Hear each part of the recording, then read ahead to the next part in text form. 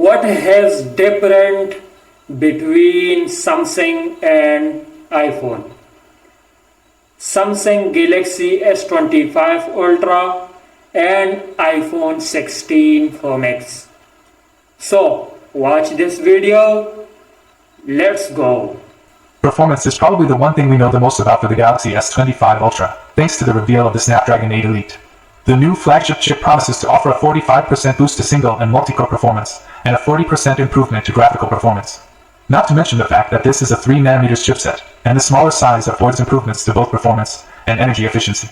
Benchmarking a Snapdragon reference device produced scores well in excess of the Snapdragon 8 Gen 3 for the Galaxy chip that powers the Galaxy S24 Ultra.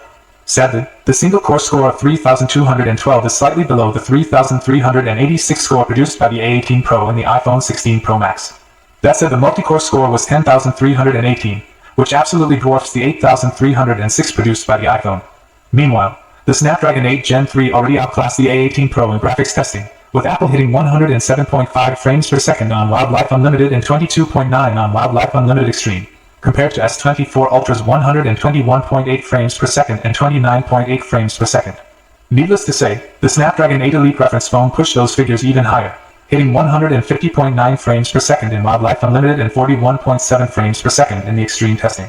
There's no guarantee that the Samsung Galaxy S25 Ultra will replicate this benchmarking performance exactly, but it is a very strong indicator that the next wave of Android flagships will be able to offer some incredible performance, S25 Ultra included. Don't expect many changes in the battery department for the Galaxy S25 Ultra. Rumor has it that we could see the same 5000 mAh battery and 45W charging speeds as previous generations, though battery life could improve thanks to better chip efficiency. Whether the S25 Ultra will be able to reach the same heights as the iPhone 16 Pro Max, which lasted over 17.5 hours in our testing, is another matter. The Galaxy S24 Ultra managed to last 16 hours and 45 minutes, so it's not impossible to make some gains on Apple's flagship. It will all depend on the phone's power consumption and how much better the energy efficiency is this year. Now that Android 15 is out in the world, Samsung no doubt has its own version of the OS on the way.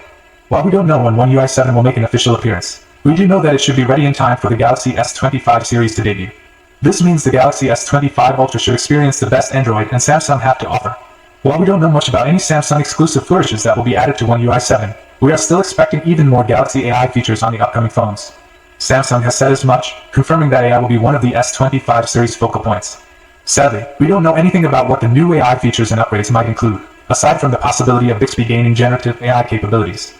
As for the iPhone 16 Pro Max, we already have a pretty full roadmap of AI features that are both here and still incoming.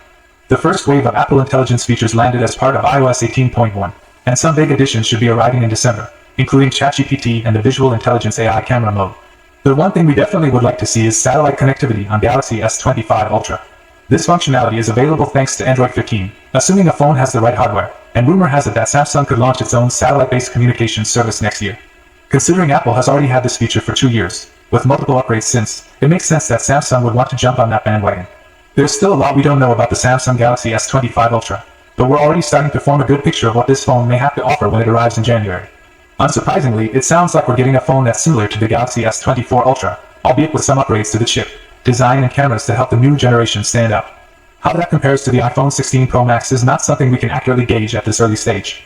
An accurate comparison can't be done without hands-on time and testing data after all. But it certainly seems like next year's Galaxy flagship will give Apple a run for its money, especially where performance and cameras are concerned. We should find...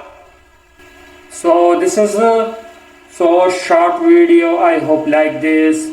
So don't forget to subscribe.